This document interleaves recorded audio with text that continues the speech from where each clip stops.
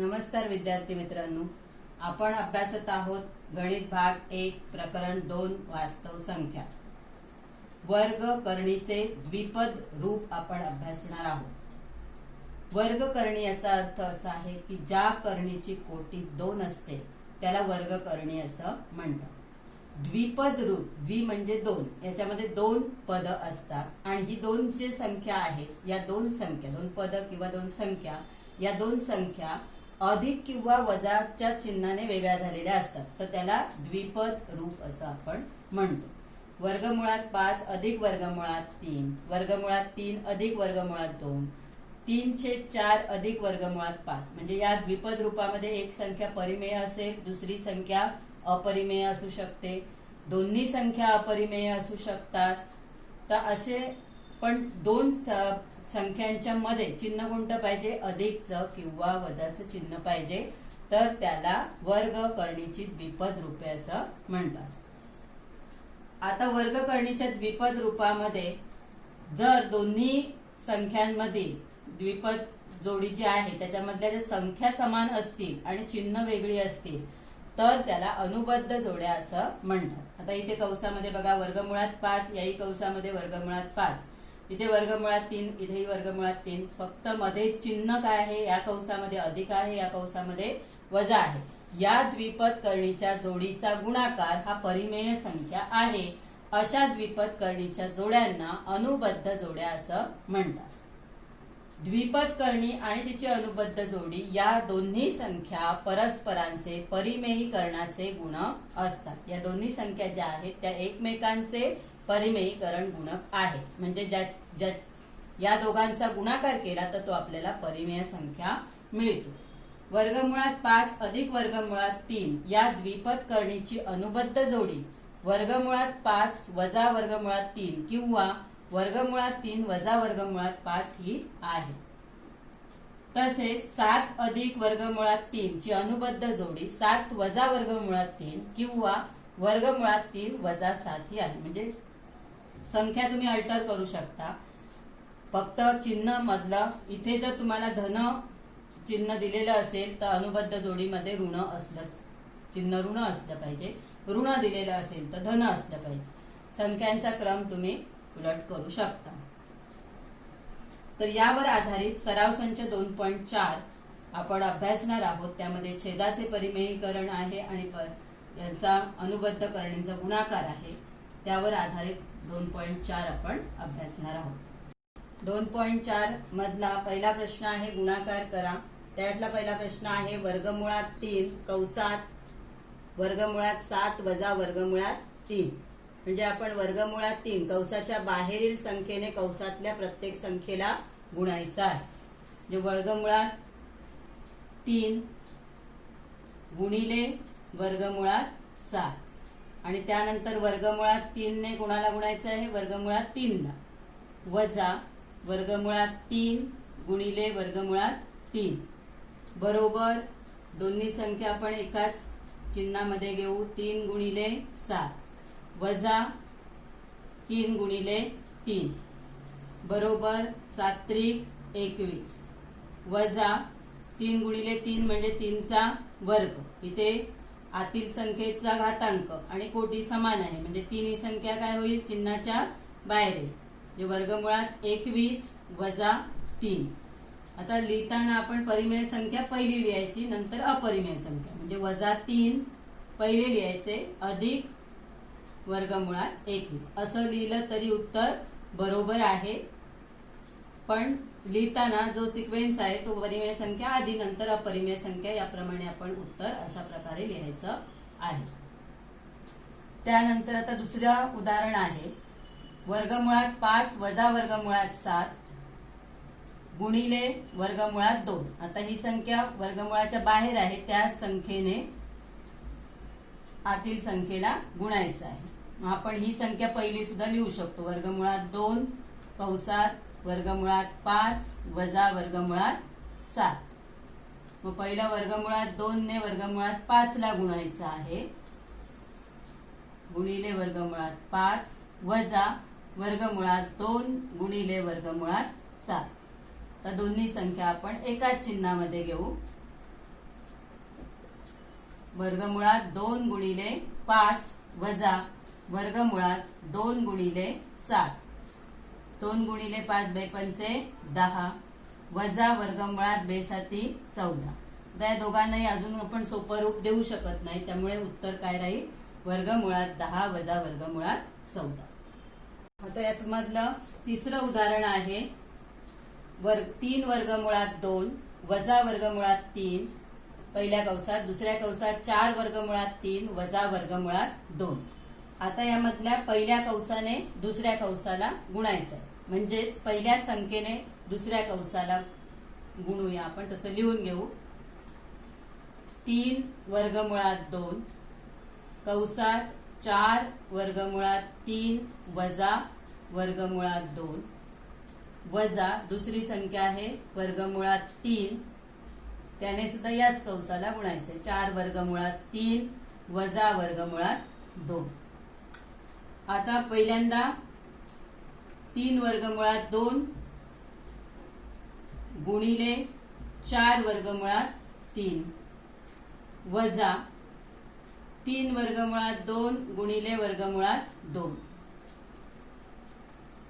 गुणिले वर्गमुळात 2 वजा वर्गमुळात 3 गुणिले 4 वर्गमुळात 3 वजा, इथे पण आतमध्ये चिन्ह वजा अधिक होईल, वर्गमुळात 3 गुणिले वर्गमुळात 2. आता याचं आपल्याला कंसा चिन्हाच्या बाहेरच्या ज्या संख्या आहेत त्यांचा गुणाकार करायचा आहे.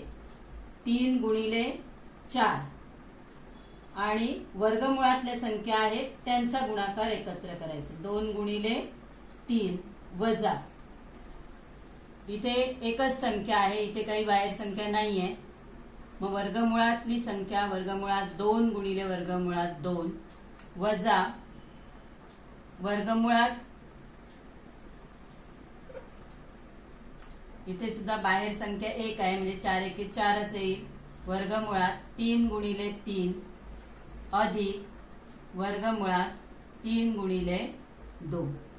मग इथे किती झाले? 4 त्रिक 12 वर्गमुळात 2 त्रिक 6 वजा 3 गुणिले, आता हे 2 गुणिले 2 म्हणजे 2चा वर्ग, म्हणजे दोन्ही संख्या काय होईल?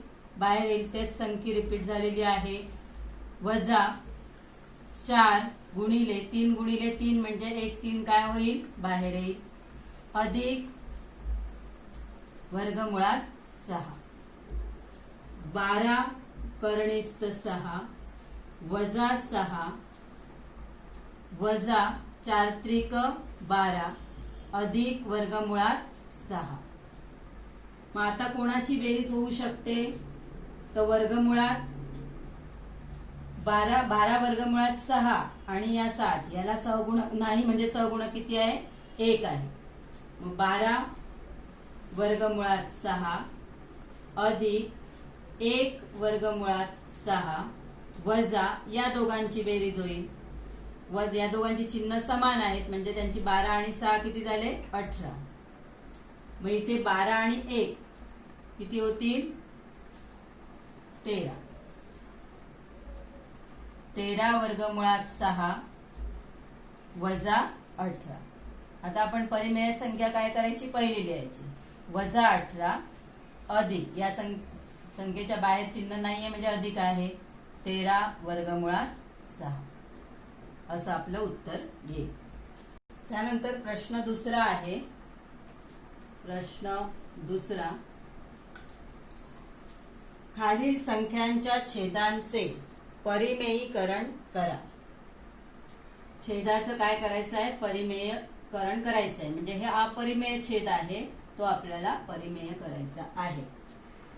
पहिलं उदाहरण आहे 1 छेद वर्गमुळात 7 अधिक वर्गमुळात 2. तर छेदाचं परिमेयीकरण करताना ही काय आहे? वर्गकर्णीचं द्विपद रूप आहे, त्याला आपण अनुबद्ध, त्याच्या अनुबद्ध करणीने गुणायचं आहे. 1 छेद वर्गमुळात 7 अधिक वर्गमुळात 2 गुणिले, याची अनुबद्ध जोडी कोणती येणार? वर्गमुळात 7 वजा वर्गमुळात 2 म्हणजे संख्या समान, फक्त चिन्ह काय येणार, वजा येणार, वजा वर्गमुळात 2. मग आता 1 ने या संख्येला गुणलं तर गुणाकार तीच संख्या येणार, म्हणजे वर्गमुळात 7 वजा वर्गमुळात 2 छेद वर्गमुळात 7 अधिक वर्गमुळात 2. आता हे जे संख्या आहेत त्या कशा प्रकारे झाल्या, तर a अधिक b आणि a वजा b, म्हणजे कंसातल्या संख्या समान आहेत, फक्त त्यांचा मधलं चिन्ह जे आहे ते वेगळं आहे. मग याचा आपण विस्तार कसा करतो, तर a चा वर्ग म्हणजे पहिल्या पदाचा वर्ग वजा दुसऱ्या पदाचा वर्ग. मग त्याप्रमाणे आपण इथे काय करणार आहोत, पहिलं पद जे आहे ते वर्गमुळात 7 आहे, त्याचा वर्ग वजा वर्गमुळात 2 चा वर्ग. मग वर्गमुळात 7 वजा वर्गमुळात 2 छेद वर्गमुळात 7 चा वर्ग 7 वजा वर्गमुळात 2 चा वर्ग 2. म्हणजे आपल्याला संख्या कोणती मिळेल, वर्गमुळात 7 वजा वर्गमुळात 2 छेद 7 वजा 2 किती आले, 5. म्हणजे 5 ही संख्या काय झाली, परिमेय संख्या झाली, म्हणजेच छेदाचं परिमेयीकरण झालं. म्हणजे या ठिकाणी आपलं उदाहरण काय होत आहे, संपलं. प्रश्न दुसरा आहे 3 छेद 2 वर्गमुळात 5 वजा 3 वर्गमुळात 2. आपल्याला छेदाचं परिमेयीकरण करायचं आहे, म्हणजे छेद परिमेय करायचं आहे. तर या करणीची जी अनुबद्ध जोडी आहे तिने आपल्याला अंशाला आणि छेदाला गुणायचं आहे. 3 छेद 2 वर्गमुळात 5 वजा 3 वर्गमुळात 2 गुणिले अंशाला छेदाला आपण समान संख्येने गुणायचं आहे. 2 वर्गमुळात 5 अधिक 3 वर्गमुळात 2 छेद 2 वर्गमुळात 5 अधिक 3 वर्गमुळात 2. दोन्हीकडे संख्या समान आहेत. आता इथे मूळ उदाहरणामध्ये वजा चिन्ह आहे, आपण गुणताना अधिक चिन्ह संख्या समान, पण फक्त चिन्ह मधलं जे आहे ते अधिक पाहिजे, अंशात आणि छेदात समान संख्या पाहिजे.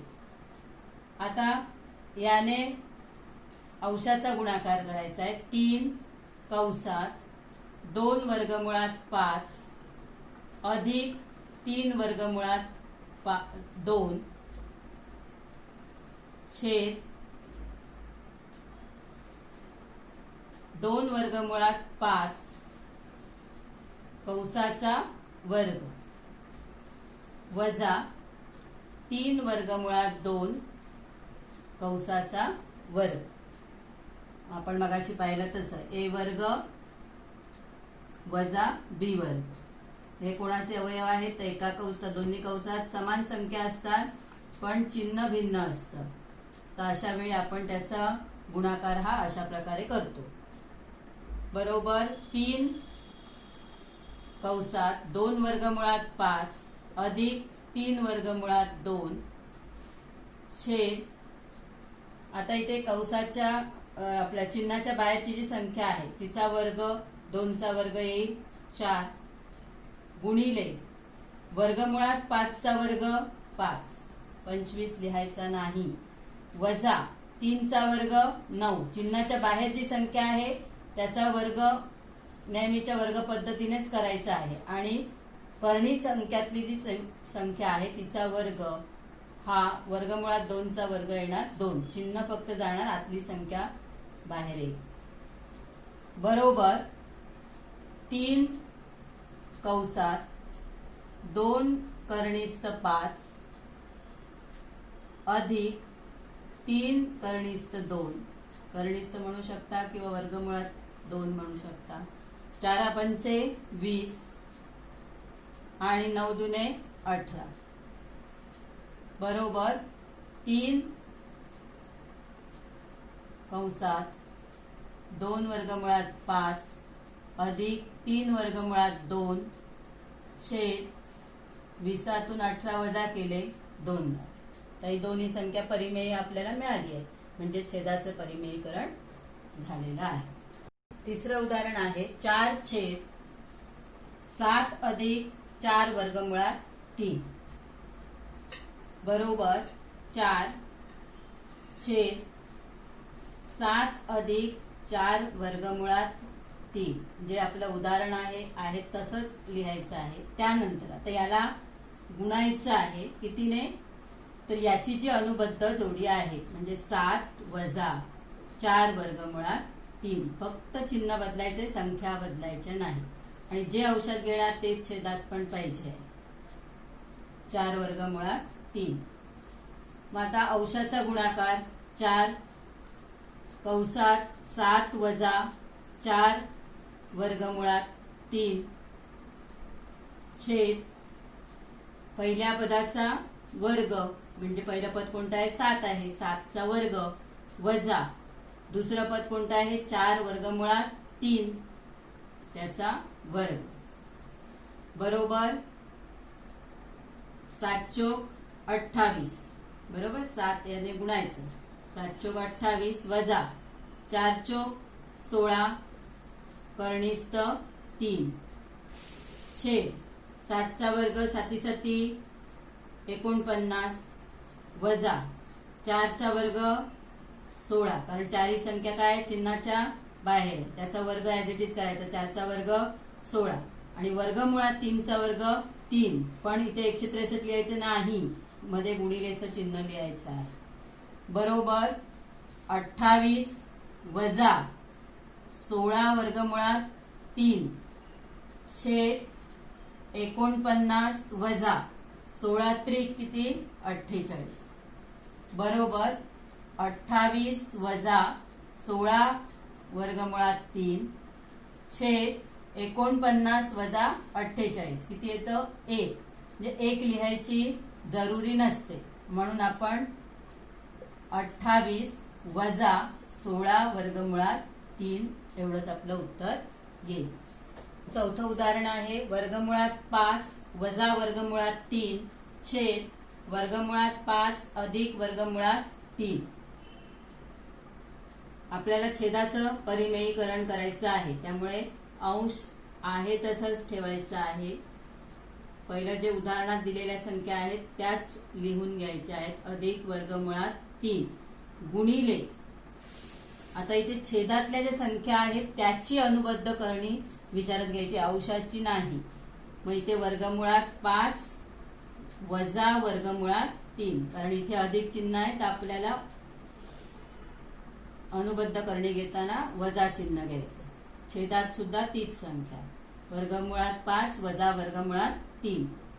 आता अंशामध्ये वर्गमुळात 5 वजा वर्गमुळात 3 हा पण वर्गमुळात 5 वजा वर्गमुळात 3 म्हणजे आणि गुणाकाराचं चिन्ह आहे म्हणजेच वर्गमुळात 5 वजा वर्गमुळात 3चा वर्ग छेद आता इथे a अधिक b a वजा b याप्रमाणे a वर्ग वजा b वर्ग म्हणजे पहिल्या पदाचा वर्ग. पहिला पद कोणता आहे वर्गमुळात 5 त्याचा वर्ग वजा वर्गमुळात 3चा वर्ग दुसऱ्या पदाचा वर्ग बरोबर. आता याचा गुणाकार वर्ग जे आहे ते सोडवून घ्यायचं. पहिल्या पदाचा वर्ग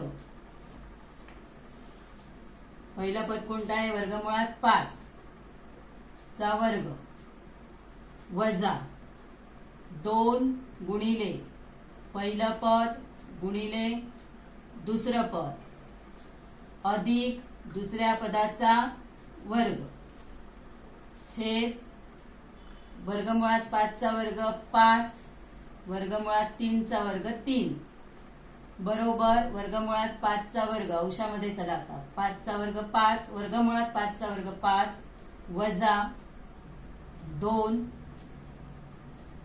वर्गमुळात हे 5 आणि 3 आपण एकाच चिन्हामध्ये घेतले 5 गुणिले 3 अधिक वर्गमुळात 3चा वर्ग 3 छेद 5 वजा 3 2 बरोबर. आता हे 5 आहेत आणि हे 3 आहेत बेरीज किती होईल 8 वजा 2 वर्गमुळात 15 छेद 2. आता याच्यामध्ये 2 कॉमन आहेत ते आपण काय करतो बाहेर काढायचे. 2 बाहेर काढले तर कंसात राहील बेचोक 8 वजा बे के बे 15 छेद 2. मग 2 2 काय होतील, कॅन्सल होतील. कारण असे तिथल्या इथे भाग लावायचा नाहीये. मग आपलं उत्तर राहील 4 वजा इथे 1 लिहायची आवश्यकता नाही, वर्गमुळात 15. हे आपलं उत्तर आहे. छेद किती राहिला याचा, 1 राहिला, म्हणजे परिमेय झालेलाच आहे ऑलरेडी. हे आपलं फायनल उत्तर आहे.